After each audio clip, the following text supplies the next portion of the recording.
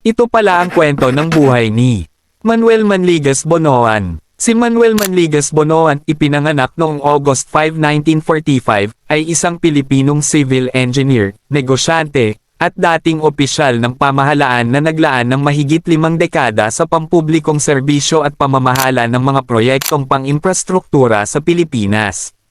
Siya ang nagsilbing ika-40 kalihim ng Department of Public Works and Highways (DPWH) mula 2022 hanggang 2025.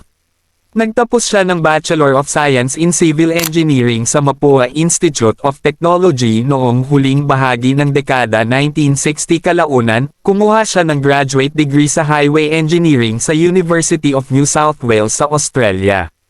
Pumasok si Bonoan sa gobyerno noong 1966 bilang isang junior civil engineering aide sa Department of Public Works, Transportation and Communications, na kalaunay naging DPWH habang siya ay nasa huling taon pa lamang ng kolehiyo.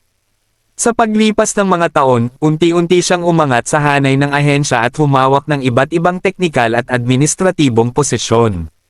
Nagsilbi siya bilang Assistant Secretary for Planning sa panahon ng mga administrasyon nina Pangulong Corazon Aquino at Pangulong Fidel V. Ramos.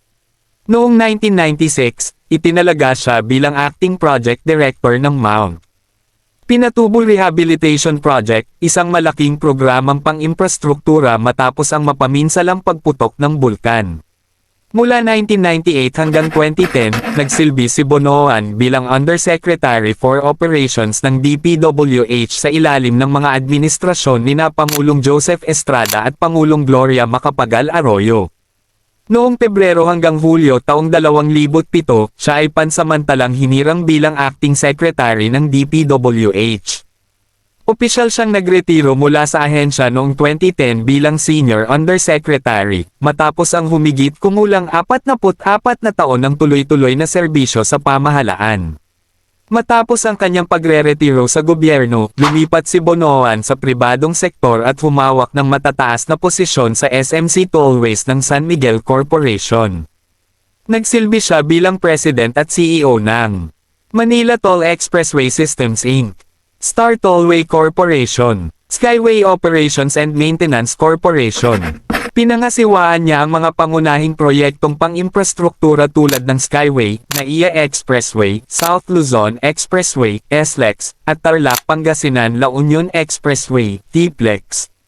Noong July 30, 2022 hinirang si Bonoan ni Pangulong Ferdinand Marcos Jr. bilang kalihim ng Department of Public Works and Highways, na naging kanyang pagbabalik sa pampublikong serbisyo.